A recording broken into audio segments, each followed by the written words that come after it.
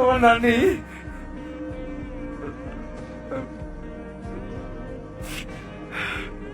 আমি সবসময় আল্লাহর কাছে প্রে করি যে আমি আল্লাহ তুমি আমারে আমার নানির থেকে একদিন আগে এই দুনিয়া থেকে নিয়ে যাও,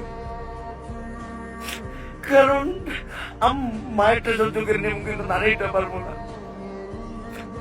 আমার নানি আমার লেগে যা করছে এটা বইলা বোঝানোর মতো না। আমি কোনো সময় তাকে কোনো ভালো সন্তান হইতে পারি না। আমি আল্লাহর কাছে সবসময় প্রে করি, আল্লাহ তুমি অতদিন আমারে